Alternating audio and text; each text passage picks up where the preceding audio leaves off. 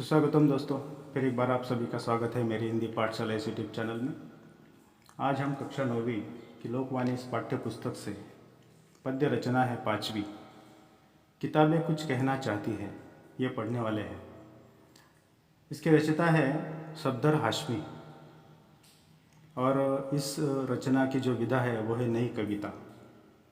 सबसे पहले हम हाशमी जी का परिचय आपसे करा देते हैं। आपका जन्म हुआ 12 अप्रैल 1954 को दिल्ली में और मृत्यु हुई थी 2 जनवरी 1989 में गाज़ियाबाद में। सफदर हाशमी एक नाटककार है, कलाकार है, निर्देशक है, गीतकार है और कलाविद है।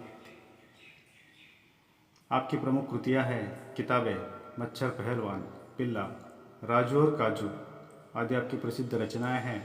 दुनिया सबकी पुस्तक में आपकी कविताएं संकलित है जो आपने रची हुई है। इस रचना में उन्होंने जो एक नई कविता का रूप है वो प्रस्तुत किया है।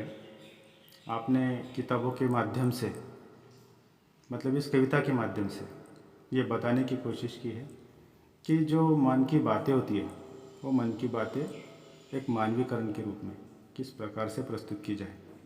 तो अपनी मन की संवेदना जो है उन्होंने यहाँ पर व्यक्त की है इस कविता के माध्यम से। तो रचना की शुरुआत करें इससे पहले आप सभी से एक गुजारिश है कि अभी तक अगर आपने मेरी हिंदी पाठशाला इस यूट्यूब चैनल को सब्सक्राइब नहीं किया है तो सब्सक्राइब ज़रूर कीजिए और आने वाले वीडियो आपको मिलेंगे, इसलिए आप इसको बेल आइकन का बटन दबाइए ताकि आपको नोटिफिकेशन भी मिलता रहेगा। अगर वीडियो अच्छा लगे, कविता अच्छी लगे तो लाइक ज़रूर कीजिए। तो दोस्तों हम कविता की शुरुआत करते हैं। किताबें कुछ कहना चाहती है, सफदर हाशमी जी की रचना है। किताबें करती है बातें बीते ज़मानों की, आज की कल की, एक एक पल की, खुशियों की, गमों की, फूलों की, बमों की, जीत की, हार की, प्यार की, मार की। क्या तुम नहीं सुनोगे इन किताबों की बातें?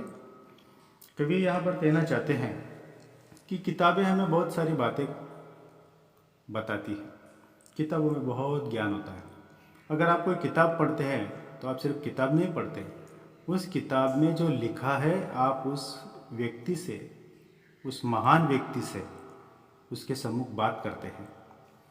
किसी लेखक की किताब पढ़ी इसका मतलब क्या कि उस लेखक से आपने बात की, उनके बारे में जाना, उनके विचारों को समझा। तो बातें करती हैं किताबें बीते ज़माने की, बीता हुआ जो ज़माना था उसके बारे में किताबें हमें बताती है। आज की बात बताती है, कल की बात बताती है, एक एक पल की बात वो हमें बताती है। खुशियों की बातें करती हैं, गमों की बातें किताबों में होती है, वो सब हमें किताबों के कारण मिलती है। फूलों की जानकारी हमें किताबों से मिलती है। बम के धमाके किस क्रूरतापूर्वक किए गए थे उसकी जानकारी हमें किताबें देती हैं। किस प्रकार हमने जीत हासिल की थी उसकी जानकारी किताबें देती है। हम कैसे हारे थे इसकी भी जानकारी किताबों से मिलती है। प्यार की बातें, मार की बातें हमें किताबों द्वारा मिलती है। क्या आप सुनेंगे नहीं इन किताबों में क्या क्या लिखा था? ऐसा कवि हमें से कहते हैं। आगे कवि कहते हैं, किताबें कुछ कहना चाहती है, तुम्हारे पास रहना चाहती है। किताबें चाहती है हमारे आसपास रहना। आजकल जो दूरियां बनी हैं हमारे और किताबों के बीच में, क्योंकि आजकल हम किताबें पढ़ते नहीं हैं। कंप्यूटर का दौर है, साइंस का दौर है, मोबाइल का ज़माना है। आजकल किताब हाथ में लेकर कोई पढ़ता नहीं है। बस कंप्यूटर पर किताबें भी पढ़ी जाती है, जानकारी प्राप्त की जाती है, मोबाइल पर जानकारी प्राप्त की जाती है। किताबें पढ़ने के लिए लोगों के पास समय नहीं है। ये दुख यहाँ पर कवि व्यक्त करते हैं कि किताबें आपके पास रहना चाहती है, आपके साथ रहना चाहती है, आपके संपर्क में रहना चाहती है। किताबों में चिड़िया चहचहाती है, किताबों में खेतियाँ लहलहाती है। मतलब चिड़ियों की चहचहाहट जो होती है वो किताबों में है, बताई गई है, किताबों में होती है।